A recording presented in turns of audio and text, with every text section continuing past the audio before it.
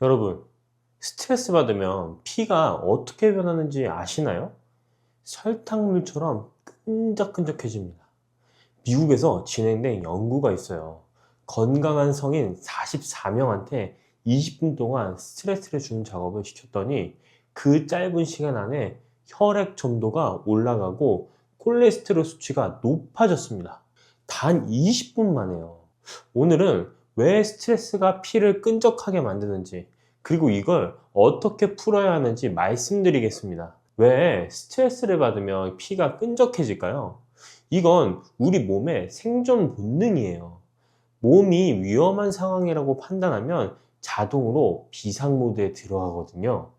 원래 이 반응은 사바나 초원에서 맹수한테 쫓길 때 쓰라고 만들어진 겁니다. 호랑이가 쫓아오면 어떻게 해야 될까요? 죽어라 도망쳐야겠죠?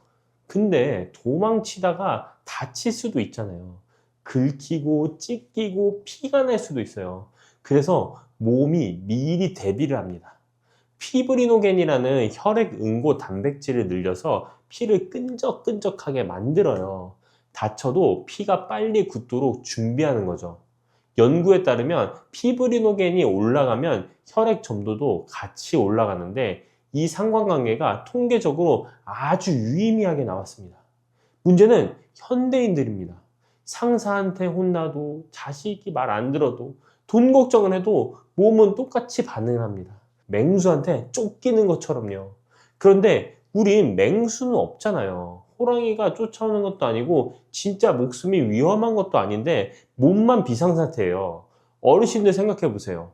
아침에 뉴스 보면서 짜증나고 은행일 보러 갔다가 기다리느라 스트레스 받고 자녀한테 연락 안 오면 걱정되고 이런 게 다 스트레스입니다. 그때마다 몸은 위험해, 도망쳐야 돼 하고 반응하고 있습니다. 근데 실제로 도망치세요? 아니죠. 그냥 앉아 계시잖아요. 바로 이게 문제입니다. 몸은 뛸 준비를 다 해놨는데 안 뛰니까 준비해 놓은 게 고스란히 몸에 쌓이는 거예요. 스트레스 연구의 아버지라고 불리는 한스 셀리에 박사가 1936년에 이미 밝혀낸 사실입니다. 스트레스 상황에서 혈압이 오르고 혈당이 오르고 혈액 응고가 쉬워지는 건 전부 도망치기 위한 준비라고요. 안 움직이면 어떤 일이 생기는지 구체적으로 제가 말씀드리겠습니다. 자, 첫 번째, 피떡이 생깁니다. 끈적해진 혈액이 좁은 혈관을 지나가면서 뭉칩니다. 혈전이라고 하죠. 원래는 적혈구들이 하나하나 부드럽게 흘러가야 하는데 피브리노겐이 많아지면 적혈구끼리 서로 뭉치게 돼요. 연구에 따르면 피브리노겐이 적혈구 표면에 붙으면서 덩어리를 만든다고 합니다. 이게 바로 뇌로 가면 뇌졸중, 심장으로 가면 심근경색입니다. 자, 두 번째는요, 혈관이 늘습니다. 스트레스 받으면 혈압도 올라가거든요. 빨리 혈액을 보내려고 혈관을 수축시키니까요. 그런데 이 높은 압력을 계속 버텨야 하니까 혈관이 딱딱해집니다. 탄력이 없어지는 거죠. 자, 세 번째, 소화가 안 됩니다. 스트레스 상황에서 몸은 소화기로 가는 혈류를 줄여버려요. 연구에 따르면 극심한 스트레스를 받은 사람은 그렇지 않은 사람보다 복통을 겪을 확률이 3배나 높았습니다. 어르신들 중에 나는 스트레스 받으면 소화가 안 돼 라고 말씀하시는 분들 계시죠? 그게 바로 이거예요. 단순히 기분 문제가 아니라 진짜 혈액 상태가 바뀐 거예요. 그러면 이 문제를 어떻게 해결해야 될까요? 자, 답은 정말 간단합니다. 몸이 원하는 대로 해주면 됩니다. 몸이 왜 피를 끈적끈적하게 하고 혈압을 올렸겠어요? 근육을 쓰라고 도망치라고 있는 겁니다. 그러니까 진짜로 근육을 쓰면 됩니다. 자, 운동을 하면 어떻게 되냐면요, 끈적해진 피를 근육이 다 빨아들입니다. 스펀지가 물을 쫙 빨아들이듯이 큰 근육들이 혈액을 막 갖다 쓰는 거예요. 점도가 좀 높아도 문제가 안 됩니다. 어차피 전부 다 쓰니까요. 혈압이 올라간 것도 마찬가지예요. 높아진 압력을 혈관이 혼자 버티면 부담이 되지만 근육이 혈액을 빨아주면 그 압력이 분산됩니다. 그리고 운동을 하면 혈관 내벽에서 산화질소라는 물질이 분비돼요.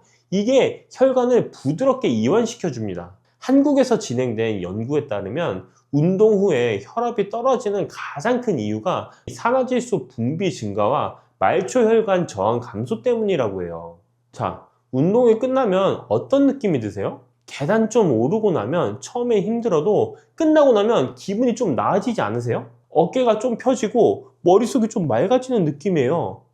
근데 그게 착각이 아닙니다. 진짜로 몸의 상태가 바뀌는 겁니다. 삼성 서울병원 자료에 따르면 운동 후에 수축기 혈압이 5에서 8mHg 정도 떨어지고 이 효과가 무려 11시간에서 12시간 동안 유지된다고 합니다. 이완기 혈압도 6에서 8mHg 떨어지고 6시간에서 8시간 유지되고요. 운동을 끝내는 순간 몸이 신호를 받습니다. 비상사태 끝! 이제 안전해! 그러면 혈액 점도를 올리던 것도 멈추고 혈압을 높이던 것도 멈추고 다시 평상시로 돌아갑니다. 교감신경이 억제되고 부교감신경이 활성화되면서 몸 전체가 이완 모드로 전환되는 거죠. 그래서 운동은 하루에 한 번씩 몸에게 괜찮아, 안전해 라고 말해주는 거라고 생각하시면 됩니다. 이게 그냥 하는 말이 아닙니다. 연구 결과가 있습니다. 혈압 높으신 분들 경험해 보셨을 거예요. 병원에서는 격한 운동 하지 마세요 라고 하는데 막상 산에 갔다 오면 혈압이 오히려 떨어지고 있어요. 왜 그럴까요? 큰 근육들이 혈액을 다 빨아들이니까 혈관에 가는 부담이 줄어드는 겁니다. 운동이 완충작용을 하는 겁니다. 국내 연구에서도 고혈압 환자들이 60% 강도로 운동했을 때 가장 효과적으로 혈압이 떨어졌다고 합니다. 운동 후 심박수는 올라가 있는데 혈압은 떨어져 있었거든요. 이건 말초 저항이 감소했다는 증거입니다. 물론 아무 준비 없이 갑자기 격하게 뛰면 안 됩니다. 워밍업하고 스트레칭하고 천천히 강도를 올리면 몸이 다 적응합니다. 혈압 높다고 운동을 아예 안 하는 건 오히려 혈관을 더 망가뜨리는 거예요. 그러면 어떻게 운동하면 효과가 좋을까요? 제가 추천드리는 건 계단 운동입니다. 영국 이스트 앵글리아 대학에서 약 50만 명을 분석한 연구가 있어요. 계단 오르기를 꾸준히 하면 조기 사망 위험이 24% 줄고 심장마비나 뇌졸중으로 사망할 위험이 39%나 줄어든다고 합니다. 하버드 의과대학 연구에서도 일주일에 20층 이상 걸어 오르는 사람들이 20층 미만으로 오르는 사람들보다 사망률이 21% 낮았어요. 하루에 8층 이상 오르면 심혈관 질환 사망 위험이 33% 줄어든다는 결과도 있고요.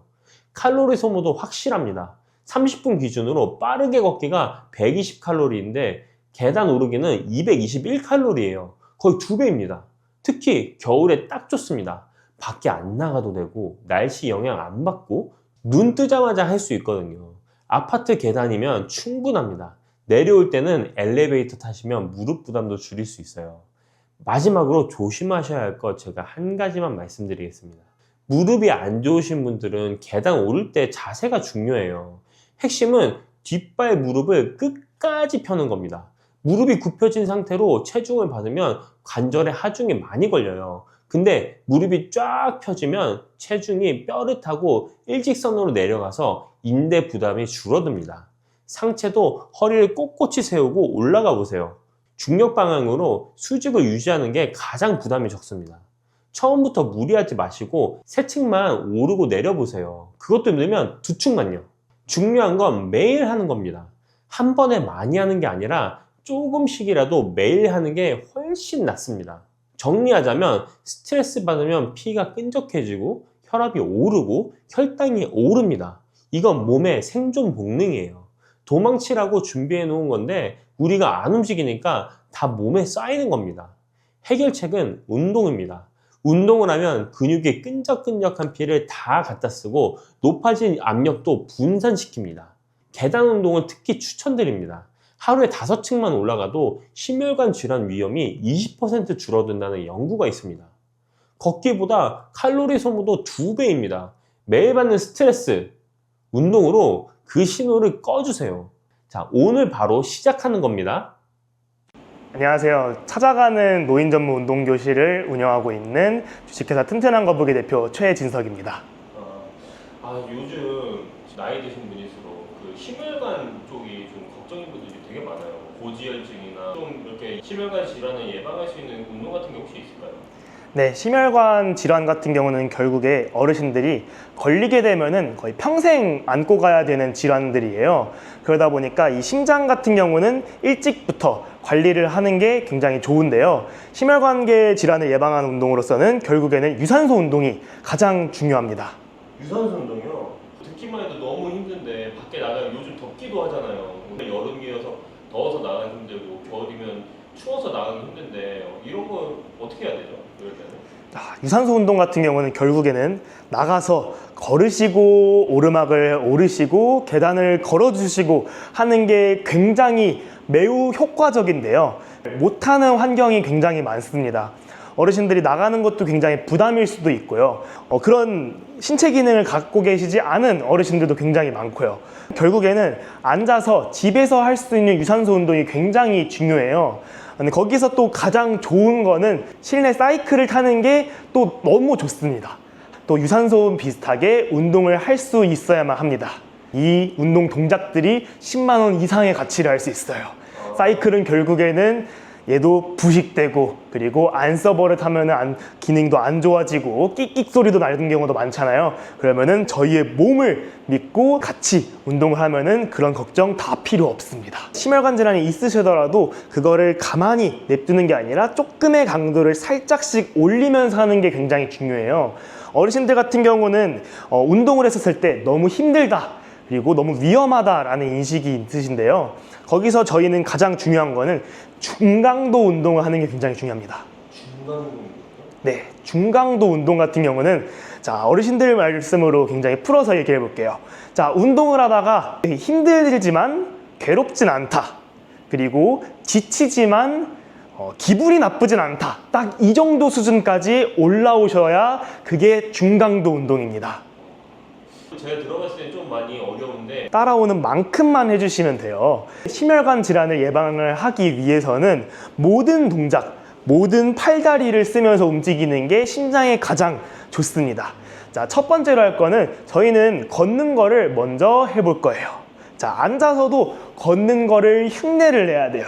다리만 들어서 걸을 겁니다. 자, 가볍게 다리를 들으면서 걸어볼게요. 시작! 하나, 둘, 셋, 넷, 다섯, 여섯, 일곱, 여덟, 아홉, 열. 좋아요. 자, 다리를 위로 움직이는 거에 있어서도 배 밑에 부분에 근육이 쓰여져요. 그래서 다리를 올리는 것도 결국에는 배 운동 중에 하나예요. 자, 이렇게 걸으면서 우리는 이 리듬감, 박자감을 살려야 됩니다. 자, 이렇게 걸으셨죠? 그러면은 다음번에 또 걸어볼 거예요. 자, 이번에는 팔까지 해볼 거예요. 자, 팔까지 하면서 박자감이 있게. 자, 이번에도 10번 세볼 거예요. 시작! 하나, 둘, 셋, 넷, 다섯, 여섯, 일곱, 여덟, 아홉, 열. 좋아요. 자, 이런 식으로 몸을 풀어주는 게 벌써 이제 뭔가 몸이 깨기 시작해요. 숨이 차요, 숨이 차. 맞아요. 이렇게 몸을 움직여 버릇해야 되는데요. 이것도 리듬감 있게 하는 게 너무 좋은 거예요. 자, 한 번만 더 해볼 거예요. 자, 박자감 있게 이렇게 팔다리를 같이 움직이면서 한 번 더 해볼 거예요. 자, 또 10 해볼게요. 시작! 하나, 둘, 셋, 넷, 다섯, 여섯, 일곱, 여덟, 아홉, 열. 좋아요. 너무 잘하고 있어요. 자, 이런 식으로 뭔가 내 몸이 깨어진 것 같다. 뭔가 조금 신난다 하면은 이게 운동의 시작이에요. 자, 혹시 기분 나쁜 어르신들 없죠? 이 정도에서 기분이 나쁘시면은 거기서 그만하셔도 괜찮아요. 하지만 우리는 심혈관 질환을 예방을 하기 위해서는 이런 식으로 몸을 써버릇할 거예요. 자, 몸의 균형을 잡고 몸에 힘을 줘버릇하면서 진행을 할 건데요. 자, 어르신들이랑 이제 운동을 또 진행을 할 거예요. 자, 단계적으로 항상 올라갈 거예요. 자, 첫 번째로는 이제 방귀를 껴볼 거예요.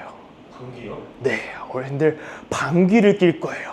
자, 처음에는 옆에 사람들 아무도 모르게 엉덩이만 살짝 들어가지고 방귀 껴볼 거예요.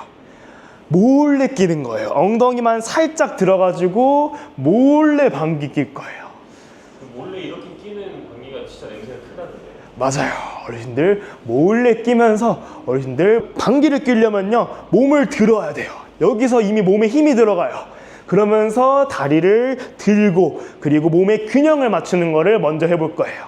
자, 방귀를 몰래 껴볼 거예요. 몰래. 자, 몰래 10번 껴볼게요. 시작. 하나, 둘, 셋. 엉덩이 살짝 들어주세요. 넷, 다섯, 여섯, 일곱, 여덟, 아홉, 열. 좋아요. 자, 어르신들이 방귀를 10번이나 낀 거는 아무도 몰라야 돼요, 지금. 자, 한 번 더 할 거예요. 자, 이제는 어르신들 방귀는 더 당당하게 끼셔야 돼요. 자, 다리를 이제 들면서 껴볼 거예요. 자, 다리를 들면서 끼면 이제 본격적으로 나는 방귀를 낄 거다라고 생각하시면 돼요. 자, 방귀를 이제 대놓고, 자, 나는 방귀를 낄 거다 하면서 다리를 들면서 껴줄 거예요. 자, 다리를 들면서 방귀를 10번 껴볼게요. 시작. 하나, 둘, 셋, 넷, 다섯, 여섯, 일곱, 여덟, 아홉, 열. 좋아요. 자, 어르신들 이제 슬슬 방귀를 20번이나 끼셨으니까 냄새가 너무 날 거예요. 자, 버텨주셔야 돼요. 방귀 또 낄 거예요. 자, 이번에는 나는 방귀로 뭐 장기자랑을 할 거다 생각하면서 껴볼 거예요.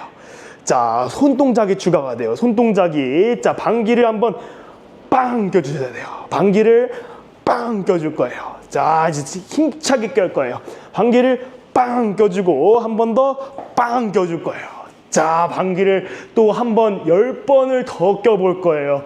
자, 이제 이 지구상의 모든 사람들이 어르신들이 방귀 낀 걸 다 알아야 됩니다. 자, 한 번 더 해볼게요. 자, 손 한 번 들어주시고 방귀 제대로 껴볼게요. 시작.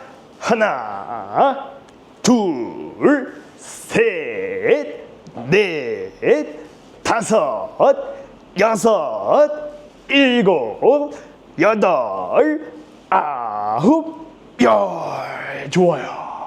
자, 모든 어르신들이 이제 다 방귀를 30번씩 꼈을 거예요. 자, 30번 꼈으니까 너무 힘드니까 꼈던 방귀들 다 마셔볼게요. 자, 호흡 한번 할게요. 시작. 꼈던 방귀 다 다시 마시세요.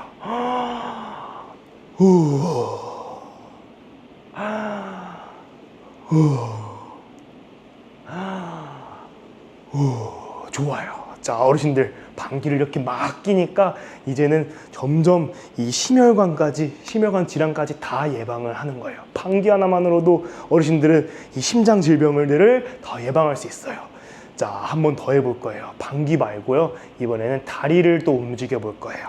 자, 다리 하나 뻗어주시고요. 그리고 등받이에 하는 게 좀 더 편해요. 등받이에 딱 해주시고 다리로 이제 위아래로 움직여 줄 거예요. 자, 위아래로 움직여 줄 거예요. 자, 이렇게 해주시면은 바빠요. 어디가 위고 어디가 아래고 지금 빨리빨리 생각하시면서 해야 돼요. 자, 심혈관 질환을 예방하는 거는 속도감도 중요해요. 우리는 박자감을 유지해 주는 것도 좋아요. 자, 한번 해볼 거예요. 빠르게 해볼 거예요. 자, 준비해 주시고 시작. 하나, 둘, 셋, 넷, 다섯, 여섯, 일곱, 여덟, 아홉, 열. 좋아요. 지금 허벅지가 엄청 땡기는데요? 맞아요. 다리 운동을 하는 것처럼 보이지만 결국에 이 다리 운동이 심혈관에 왜 좋냐면요. 다리 근육이 엄청 커요. 엄청 크다 보니까 다리만 움직이더라도 우리 몸의 근육을 70%를 사용하기 때문에 다리만 해주셔도 심장에 굉장히 좋아요. 자, 이렇게 운동을 또 했어요. 그러면은 이거에 대해서 또 해야겠죠. 자, 조금 더 어려울 수도 있어요. 자, 손을 한번 들어주실 거예요. 손을 한번 들어주시고 그 다음 아까처럼 똑같이 해볼 거예요. 자, 이것도 10번 한번 해볼게요. 되는 어르신들은 해주시면 되고, 자, 등에 이렇게 받쳐주셔도 괜찮아요. 등을 안정적으로 해도 좋고 등을 빼주셔도 좋아요. 손을 들면 조금 더 어려워지나요? 손을 들면요, 배가 이제 갑자기 고정한 게 없으니까 좀 더 버티려 그래요. 좀 더 버티려 그래가지고 우리는 배가 지금 현재 안 움직이고 있어요.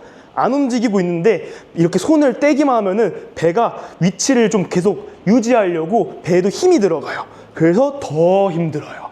자, 한번 해볼 거예요. 자, 손 한번 들으시고, 자, 다리로 10번 또 흔들어 볼 거예요. 자, 해볼 거예요. 자, 준비하시고 시작. 하나, 둘, 셋, 넷, 다섯, 여섯, 일곱, 여덟, 아홉, 열. 좋아요. 너무 잘하시는 것 같아요, 지금 어르신들. 잘 따라오고 계시죠? 지금 아파요. 자, 계속 해주셔야 돼요. 못하면 된다. 안 하면 된다. 하지만 이렇게 내가 이걸 못하면은 그냥 이렇게만 해주셔도 괜찮아요. 그냥 다리를 흔들어주고 팔을 흔들어주는 것만으로도 우리는 점점 몸에 힘을 쓸 줄 알게 되고, 힘을 쓸 줄 알면은 이제 힘을 낼 줄도 아는 거죠. 그러면은 결국에 걷기나 나중에는 이제 계단 오르는 것도 거뜬하게 하실 수 있어요. 자, 이렇게 했어요. 그러면은 바로 또 조금 더 어렵게 해볼 거예요. 자, 이렇게 해보면은 이제 팔다리를 똑같이 해볼 거예요. 팔다리를 똑같이. 네, 팔도 똑같이 해볼 거예요. 자, 머리를 써야 돼요. 머리를. 자, 팔도 해야 되고 다리도 움직여야 되고 어느 거에 집중을 할지. 내가 팔도 하고 있는데 다리만 하고 있다. 빨리 고치셔야 돼요. 계속해서 내가 잘하고 있는지를 체크해야 돼요. 옆 사람이 좀 체크해줘야겠죠. 맞아요. 내가 이거 못하고 있다. 그러면은 팔 움직여. 팔 까먹었네. 다리 까먹었네. 이렇게 머리를 지금 혼란스럽게 해야 돼요. 못해도 괜찮아요. 근데 내가 못하고 있는 거를 확인하는 게 중요해요. 자, 한번 해볼 거예요. 자, 팔다리 들으시고, 자, 위아래로 교차해 줄 거예요. 자, 시작. 하나, 둘, 셋, 넷, 다섯, 여섯, 일곱, 여덟, 아홉, 열. 어려웠죠? 진짜 어려워요. 네, 어려우면은 이거를 나중에는 다 해낼 수 있을 때까지 할 거예요. 자, 이렇게 계속 하고 있어요. 그러면은 내가 까먹을 수도 있어요. 근데 안 까먹을 때까지 하면은 결국에는 똑똑해지는 거죠. 어르신들은 이렇게 문제가 어려울수록 그거를 너무 어렵다만 끝내는 게 아니라 어려우니까 그럼 다음에 해야겠다. 이런 식으로 꾸준히 해주시면 좋아요. 운동은 한 번 하면은 그냥 노동이에요. 근데 꾸준히 해야지 몸이 건강해져요. 자, 오늘 이렇게 심혈관 질환에 대해서 운동법을 계속했어요. 몸을 다 같이 움직여 주셔야 되고, 이런 동작, 팔다리를 같이 움직이는 거, 팔다리를 같이 움직여야 되고, 같이 이렇게 계속 움직일 거예요. 자, 이런 식으로 진행하면은 우리가 유산소 운동만큼 힘들게 할 수 있어요. 그러면은 집에서도 안전하게 우리 같이 심혈관을 예방하는 운동을 했었습니다. 오늘 심혈관 질환 운동은 여기까지입니다. 근데 제가 듣기로는 네. 그 선생님이 이런 운동이 더 잘 되게 해주는 그 도구가 있다고 제가 들었어요. 네, 맞아요. 자, 우리는 결국에는 다리 운동이 굉장히 중요하고 다리에서 엉덩이 운동이 가장 중요해요. 그러다 보니까 우리 맨몸으로 하게 되면은 결국에는 한계점이 와요. 그 한계는 뭐냐? 재미가 없어요. 내가 지금 잘하고 있는지. 그렇기 때문에 우리는 이 힙스밴드 같은 거를 잘 이용을 해요. 자, 엉덩이 운동에서 가장 좋은 거는 다리를 벌리면서 이렇게 다리를 벌리는 힘을 주는 게 굉장히 중요한데, 어르신들마다 여기서 이렇게밖에 안 되는 어르신들도 있고 여기까지 되는 어르신들도 있어요. 그래서 난이도 조절이 필요하고요. 그리고 앉아 있는데 이렇게 막 발부터 끼는 게 굉장히 힘든 어르신들이 많아요. 그러다 보니까 이렇게 버클 형태로 딱 집어가지고 다리 뒤로 낄 수 있고, 그리고 내가 하는 강도에 맞게 늘리고 줄이고 할 수 있는 힙스밴드가 있습니다. 저희는 어르신들이랑 같이 수업을 하다 보니까 이 부분이 굉장히 부족하다라고 생각이 들어가지고 이걸 만들었고요. 이 영상 같은 경우는 링크나 이런 것들이 다 밑에다가 넣어 드릴 거예요. 그래서 이 도구를 함께 하면은 우리는 성취감도 더 배로 느낄 수 있고, 어르신들의 신체 상태에 맞게 운동도 더 진행을 할 수 있습니다. 선생님한테 이 운동을 배우면 되게 재밌게 쉽게 할 수 있을 것 같아요. 그래서 한테 공식적으로 좀 교육을 받고 싶으면 어떻게 하면 좋을까요? 저는 이제 한국 노인 단체 운동 전문가 협회를 운영을 하고 있어요. 저희는 노인 단체 운동 전문가 자격증을 발급을 하고 있는데요. 저희가 하고 있는 어르신들에게 근력 운동을 제공할 수도 있고 인지를 활용한 근력 운동 프로그램을 제공하는 이 교육 과정을 운영을 하고 있습니다. 이 같은 경우는 sgee.kr에다가 접속을 하시면은 저희의 이런 운동 프로그램을 가르쳐 줄 수 있는 교육 과정을 수강하실 수 있습니다. 그러면 혹시 이제 복지관에 다니거나 요양병원에 있다면은 그 직원분한테 신청해달라고 좀 할 수도 있겠네요. 네, 맞습니다. 저희는 직원분들에게도 교육을 또 진행을 하고 있고요. 그리고 직원분들이 저희 프로그램을 찾아주시는 경우도 많고요. 저희는 강사도 만들고 그리고 강사들이 운동 수업 시간도 제공을 하기 때문에요. 이 밑에 있는 링크로 접속을 해주시면 저희를 찾아뵐 수 있습니다. 여러분, 혹시 요즘 아침에 일어나실 때 머리가 무겁거나 어지러우신 적 있으세요? 아니면 밥 먹고 나서 괜히 나른하고 기운이 없으신 적은 없으세요? 나이 탓이겠거니 하고 그냥 넘기시는 분들 많으시죠. 저도 그랬습니다. 그런데 말이에요, 이런 증상들이 사실은 우리 몸이 보내는 작은 신호일 수 있다는 거 알고 계신가요? 오늘 제가 여러분께 소개드릴 음식이 있습니다.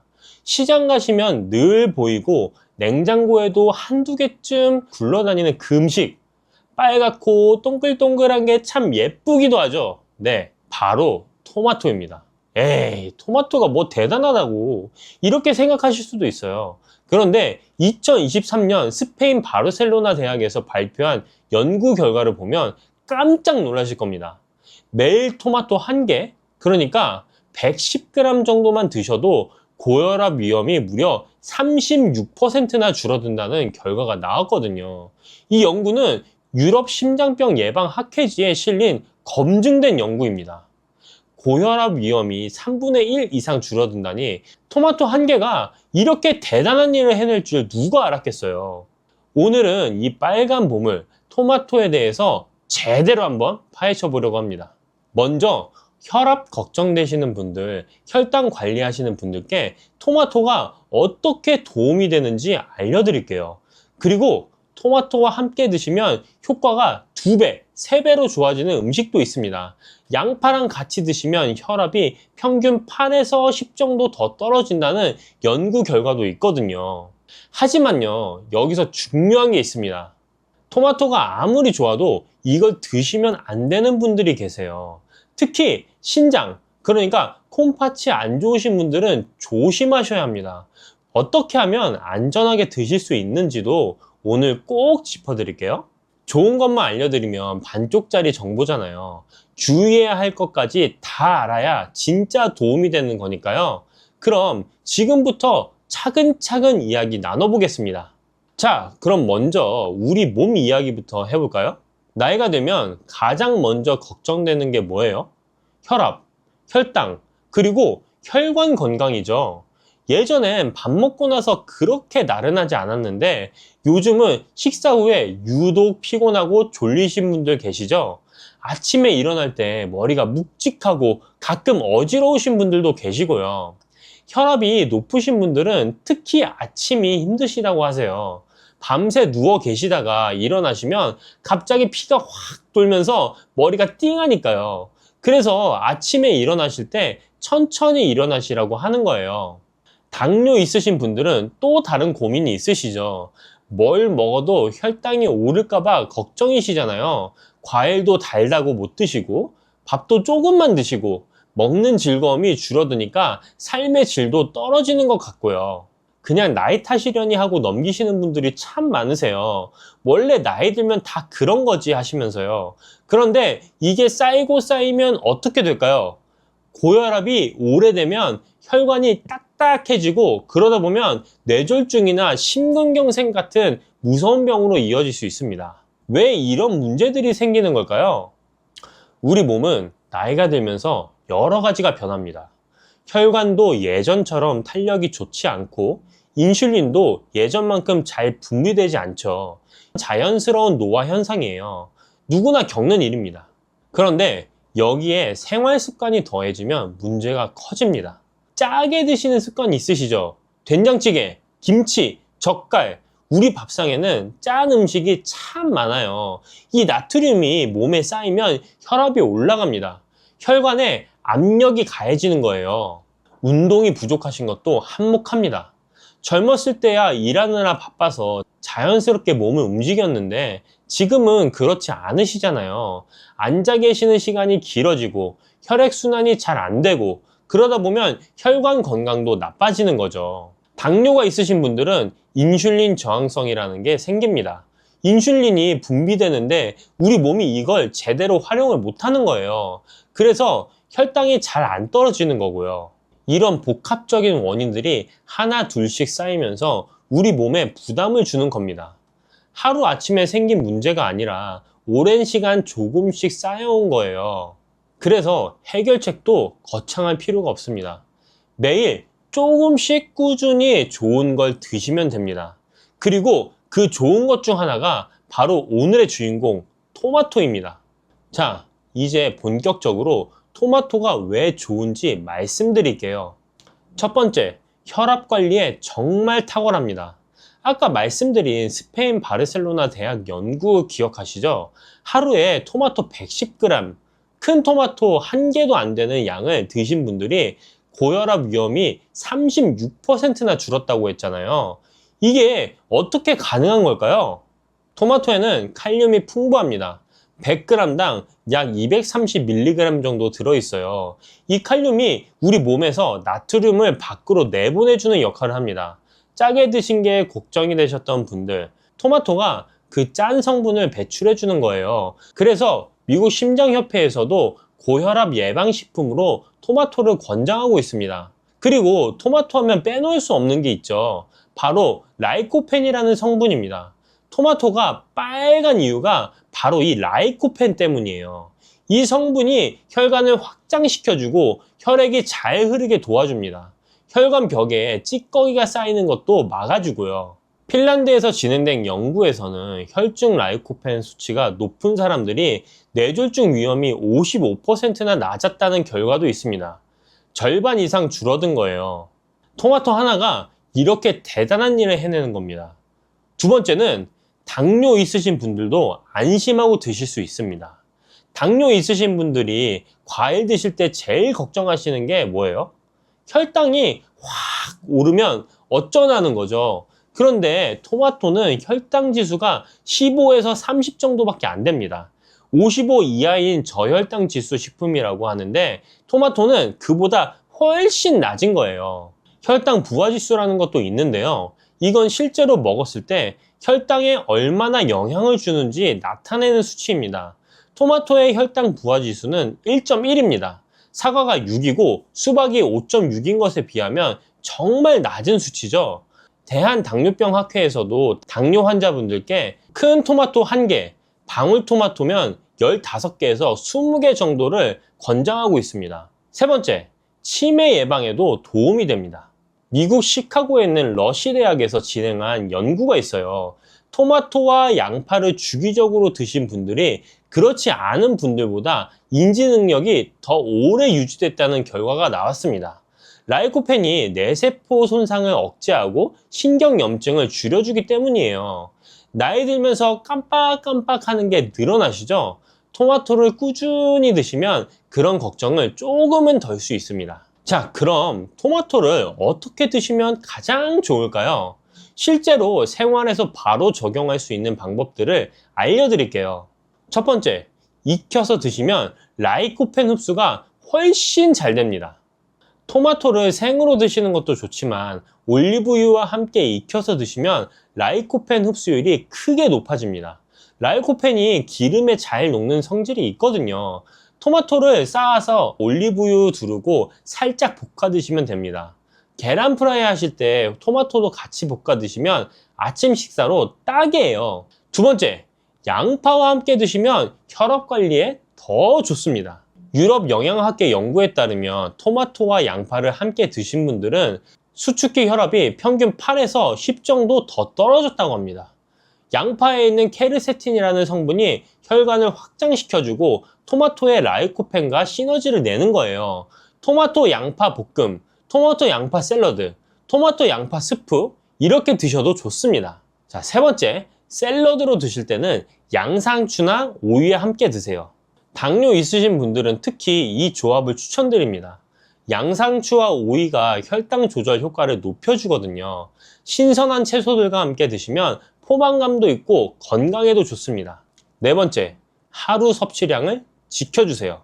아무리 좋은 것도 지나치면 탈이 납니다. 하루에 큰 토마토 1개에서 2개, 방울토마토면 15개에서 20개 정도가 적당합니다. 일주일에 2번에서 3번 정도 꾸준히 드시면 좋고요. 다섯 번째, 아침 식사에 따뜻하게 드시면 장도 편해집니다. 차가운 토마토보다는 따뜻하게 조리해서 드시면 속이 편합니다. 토마토 스프, 토마토 달걀볶음 같은 요리로 아침 식사를 시작해 보세요. 장이 편해지면 하루가 가볍습니다. 자, 여기까지 토마토의 좋은 점을 말씀드렸는데요. 이제 중요한 주의사항을 말씀드려야겠습니다. 이 부분 꼭 기억해 두셔야 돼요. 첫 번째, 신장이 안 좋으신 분들은 조심하셔야 합니다. 토마토에는 칼륨이 많이 들어있다고 했잖아요. 건강한 분들에게는 나트륨을 배출해주는 고마운 성분이지만 신장 기능이 떨어지신 분들에게는 문제가 될 수 있습니다. 왜냐하면 신장이 칼륨을 밖으로 내보내는 역할을 하거든요. 신장이 안 좋으시면 이 기능이 떨어져서 칼륨이 몸에 쌓입니다. 이걸 고칼륨 혈증이라고 하는데 심하면 근육마비나 심장 부정맥까지 올 수 있어요. 만성 신부전이 있으시거나 투석 중이시거나 신장 기능이 많이 떨어지신 분들은 토마토를 드시기 전에 반드시 담당 의사 선생님과 함께 상의를 하셔야 합니다. 혈중 칼륨 수치가 5.5 이상이시면 토마토를 피하시는 게 좋습니다. 자, 꼭 드시고 싶으시다면 방법이 있긴 합니다. 토마토를 물에 2시간 이상 담가 두시면 칼륨이 약 90% 정도 빠져나갑니다. 30분마다 물을 갈아주시고 끓는 물에 살짝 데쳐서 껍질을 벗기시면 됩니다. 그리고 데친 물은 꼭 버리셔야 돼요. 그 물에 칼륨이 녹아 있으니까요. 두 번째, 설탕 뿌려서 드시면 안 됩니다. 예전에 토마토에 설탕 뿌려 드시던 분들 계셨죠? 그렇게 드시면 혈당이 확 올라갑니다. 당뇨 있으신 분들은 특히 조심하셔야 돼요. 시판되는 토마토 주스도 설탕이나 시럽이 들어간 제품이 많으니까 꼭 무가당 제품을 고르셔야 합니다. 세 번째, 말린 토마토, 건 토마토는 주의하세요. 말리면 수분이 빠지면서 당분이 농축됩니다. 그래서 생토마토보다 혈당을 많이 올릴 수 있어요. 당뇨 있으신 분들은 생토마토로 드시는 게 좋습니다. 네 번째, 공복에 드시면 속이 불편하실 수 있습니다. 토마토는 산성이 좀 있는 음식이에요. 빈속에 드시면 속이 쓰리거나 불편하실 수 있습니다. 역류성 식도염이 있으신 분들도 토마토를 피하시는 게 좋고요. 식사 중간이나 식후에 드시면 괜찮습니다. 다섯 번째, 혈압약 드시는 분들은 참고하세요. 토마토가 혈압을 낮춰주는 효과가 있다 보니 혈압약과 함께 드시면 혈압이 너무 떨어질 수도 있습니다. 물론 토마토 한두 개로 그렇게까지 되진 않겠지만 혹시 어지러우시거나 기운이 없으시면 담당 의사 선생님께 말씀하시는 게 좋습니다. 토마토는 혈압 관리에 정말 좋은 음식입니다. 스페인 바르셀로나 대학 연구에서 하루에 110g, 토마토는 한 개만 드셔도 고혈압 위험이 36% 줄어든다는 결과가 나왔고요. 핀란드 연구에서는 뇌졸중 위험이 55%나 낮아진다는 결과도 있었습니다. 당뇨 있으신 분들도 안심하고 드셔도 됩니다. 혈당 지수가 15에서 30으로 매우 낮고 혈당 부하 지수도 1.1밖에 안 되거든요. 대한당뇨병 학회에서도 권장하는 식품입니다. 드실 때는 올리브유와 함께 익혀서 드시면 라이코펜 흡수가 잘 되고 양파와 함께 드시면 혈압 관리에 더 효과적입니다. 다만 신장이 안 좋으신 분들은 주의하셔야 합니다.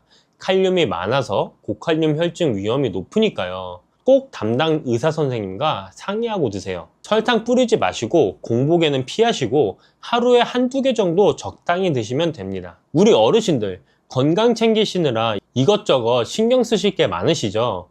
근데 너무 어렵게 생각하지 마세요. 냉장고에 있는 토마토 하나 오늘 저녁에 볶아서 드셔보세요. 작은 것부터 시작하면 됩니다. 여러분, 혹시 요즘 눈이 쉽게 피로하시거나 오후만 되면 기운이 쭉 빠지는 느낌 드시진 않으세요? 아니면 괜히 다리가 무겁고 혈액순환이 잘 안 되는 것 같은 느낌 드실 때 있으시죠? 저도 그랬습니다. 나이 탓이겠거니 하고 그냥 넘기곤 했어요. 그런데 말이에요. 오늘 제가 여러분께 소개해드릴 음식이 있습니다.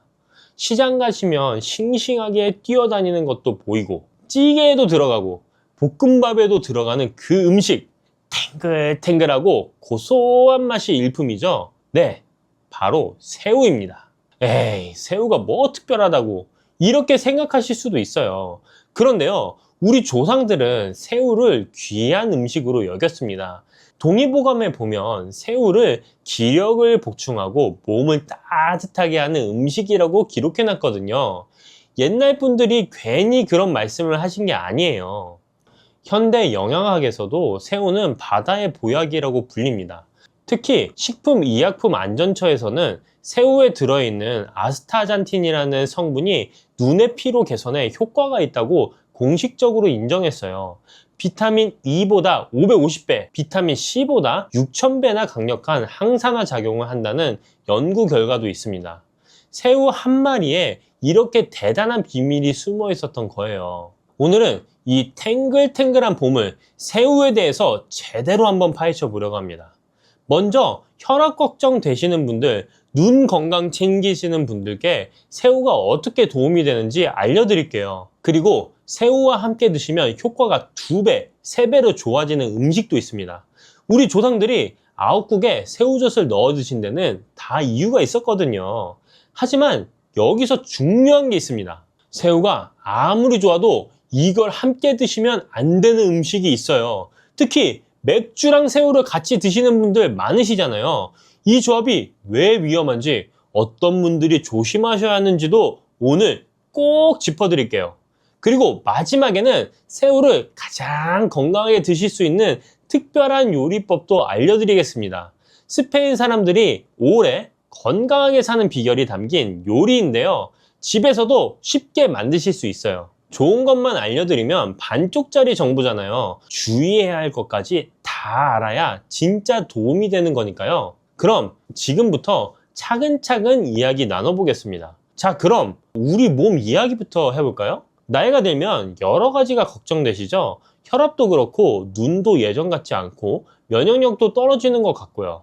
예전에는 밤새 책을 봐도 끄떡 없었는데 요즘은 조금만 화면을 봐도 눈이 뻑뻑하고 피곤하시죠? 오후만 되면 기운이 푹 빠지는 분들도 계시고요. 아침에는 그래도 괜찮은데 점심 먹고 나면 나른해지고 뭘 해도 의욕이 안 나는 분들이 많으세요. 혈관 건강도 걱정이시죠? 콜레스테롤 수치가 높다고 하니까 뭘 먹어도 걱정이 되고, 그렇다고 맛있는 거 안 먹자니 삶에 낙이 없고요.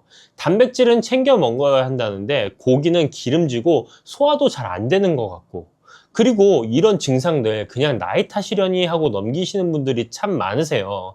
원래 나이 들면 다 그런 거지 하시면서요. 그런데 이게 쌓이면 어떻게 될까요? 눈 피로가 계속되면 시력에도 영향을 주고 혈관 건강이 나빠지면 심혈관 질환으로도 이어질 수 있습니다. 그렇다면 왜 이런 문제들이 생기는 걸까요? 우리 몸은 나이가 들면서 여러 가지가 변합니다. 혈관도 예전처럼 탄력이 좋지 않고 세포도 점점 노화가 진행되죠. 이건 자연스러운 현상이에요. 누구나 겪는 일입니다. 여기에 생활 습관이 더해지면 문제가 더 커집니다. 요즘 우리가 먹는 음식들, 기름지고 짠 것들이 많잖아요. 배달 음식도 많이 드시고 간편하게 드시려다 보니 영양 균형이 안 맞는 경우가 많습니다. 특히 단백질이 부족한 분들이 많으세요. 단백질이 부족하면 근육이 빠지고 면역력도 떨어지고 피로도 쉽게 느끼게 됩니다. 눈 건강도 마찬가지예요. 요즘은 스마트폰도 보시고 TV도 많이 보시잖아요. 이런 블루라이트에 계속 노출되면 눈이 쉽게 피로해지고 시력에도 영향을 줍니다. 그리고 활성산소라는 게 있습니다. 우리가 숨을 쉬고 에너지를 만드는 과정에서 자연스럽게 생기는 건데요. 이게 많아지면 세포를 손상시키고 노화를 촉진시킵니다. 나이가 들수록 이 활성산소를 없애는 능력이 떨어지거든요. 이런 복합적인 원인들이 하나 둘씩 쌓이면서 우리 몸에 부담을 주는 겁니다. 하루아침에 생긴 문제가 아니라 오랜 시간 조금씩 쌓여온 거예요. 해결책도 거창할 필요가 없습니다. 매일 조금씩 꾸준히 좋은 걸 드시면 됩니다. 그리고 좋은 것 중에 하나가 바로 오늘의 주인공 새우입니다. 새우에는 타우린, 아스타잔틴, 셀레늄 같은 성분들이 풍부하게 들어있거든요. 자, 이제 본격적으로 새우가 왜 좋은지 말씀드릴게요. 첫 번째, 심혈관 건강에 정말 좋습니다. 새우에는 타우린이라는 아미노산이 풍부하게 들어있어요. 이 타우린이 혈압을 조절하고 나쁜 콜레스테롤을 억제하고 좋은 콜레스테롤은 높여주는 역할을 합니다. 동맥경화나 심근경색 예방에 도움이 되는 거죠. 고혈압 있으신 분들께 특히 좋은 성분입니다. 두 번째, 눈 건강과 노화 방지에 탁월합니다. 새우를 삶으면 빨갛게 변하잖아요. 이 붉은색의 비밀이 바로 아스타잔틴입니다. 아까 말씀드렸듯이 비타민 E보다 550배, 비타민 C보다 6000배나 강력한 항산화 작용을 해요. 활성산소를 없애서 세포 노화를 늦추고 피부 건강도 지켜줍니다. 특히 주목할 점은 아스타잔틴이 뇌와 눈의 장벽을 통과할 수 있는 몇 안 되는 항산화 물질이라는 거예요. 식품의약품안전처에서도 아스타잔틴 6mg을 4주간 섭취하면 눈의 피로 개선에 효과가 있다고 인정했습니다. 화면 많이 보시는 분들, 눈피로 느끼시는 분들께 정말 좋은 성분이죠. 세 번째, 면역력 강화에도 도움이 됩니다. 새우에는 셀레늄이라는 성분이 풍부해요. 이 셀레늄이 강력한 항산화 작용으로 면역력을 강화하고 갑상선 기능도 정상적으로 유지해줍니다. 면역력이 떨어지기 쉬운 어르신들께 특히 좋은 성분이에요. 네 번째, 다이어트에도 좋습니다. 새우 100g에는 약 106kcal 밖에 안 들어있어요. 같은 양의 돼지고기가 250kcal, 소고기가 270kcal인 것에 비하면 절반도 안 되는 거죠. 그런데 단백질은 아주 풍부하고 지방은 1.3%밖에 안 됩니다. 체중 관리 필요하신 분들께 딱이에요. 다섯 번째, 뇌 건강에도 도움이 됩니다. 새우에 들어있는 오메가3와 콜린이라는 성분이 기억력 개선에 도움을 줍니다. 깜빡깜빡 하는 게 늘어나셨다면 새우를 꾸준히 드셔보세요. 그럼 새우를 어떻게 드시면 가장 좋을까요? 그리고 어떤 음식과 함께 드시면 효과가 더 좋아질까요? 첫 번째는 아욱과 함께 드시면 영양 균형이 맞아요. 우리 조상들이 아욱국에 새우젓을 넣어 드신 거 아시죠? 이게 단순히 맛 때문만이 아니었어요. 새우는 산성식품이고 단백질이 풍부한 반면에 아욱은 알칼리성 식품으로 비타민과 섬유질이 풍부합니다. 두 음식이 만나면 영양의 균형이 맞춰지면서 소화도 잘 돼요. 아욱국이나 아욱죽에 새우를 넣어 드시면 몸에 부담 없이 영양을 섭취할 수 있습니다. 두 번째, 표고버섯과 함께 드시면 칼슘 흡수가 잘 돼요. 표고버섯에는 에르고스테린이라는 성분이 있는데 이게 비타민 B로 변환되면서 새우의 칼슘 흡수를 도와줍니다.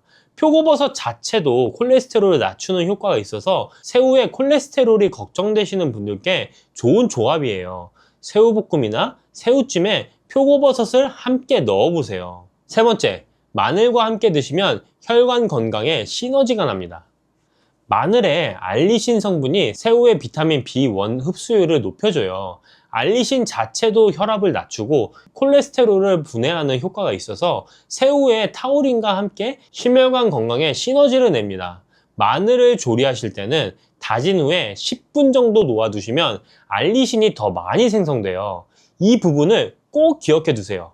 네 번째, 올리브오일과 함께 드시면 영양 흡수가 극대화됩니다. 새우의 아스타잔틴은 지용성 성분이에요. 기름과 함께 드셔야 흡수가 잘 됩니다.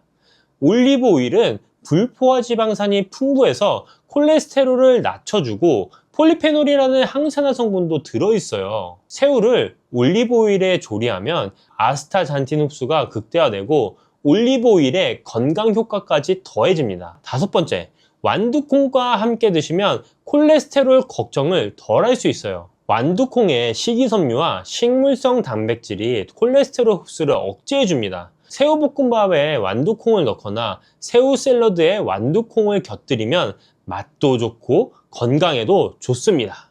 자, 여기까지 새우의 좋은 점을 말씀드렸는데요. 이제 중요한 주의사항을 말씀드려야겠습니다. 이 부분을 꼭 기억해 두셔야 돼요. 첫 번째, 갑각류 알레르기는 정말 조심하셔야 합니다. 이게 가장 중요한 부분이에요. 갑각류 알레르기는 아나필락시스의 가장 큰 원인입니다. 아나필락시스는 급격한 알레르기 반응으로 심하면 생명을 위협할 수 있어요. 특히 주의할 점은 성인이 되어서 갑자기 알레르기가 생기는 경우가 많다는 겁니다. 어렸을 때 새우를 잘 드셨더라도 나이가 들어 처음으로 알레르기 반응이 나타날 수도 있어요. 두드러기, 가려움, 얼굴이나 목 붓기, 호흡곤란 같은 증상이 30분 내에 나타나면 즉시 119에 전화하셔야 합니다. 두 번째, 맥주와 새우는 절대 함께 드시면 안 됩니다.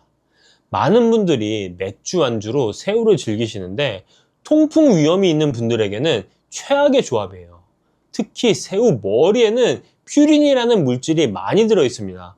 이 퓨린이 체내에서 요산으로 변하는데 요산이 많아지면 관절에 쌓여서 극심한 통증을 일으키는 통풍이 생깁니다.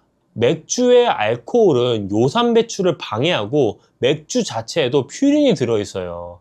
새우의 퓨린과 맥주의 퓨린, 그리고 요산 배출 방해까지 3중으로 통풍 위험을 높이는 거예요. 실제로 중국 칭다오 지역에서 통풍 환자가 가장 많은데 이 지역은 해산물과 맥주를 함께 즐기는 문화가 있다고 합니다. 세 번째, 콜레스테롤 걱정은 조리법에 달려 있어요. 새우에 콜레스테롤이 많아서 안 좋다는 말 들어보셨죠?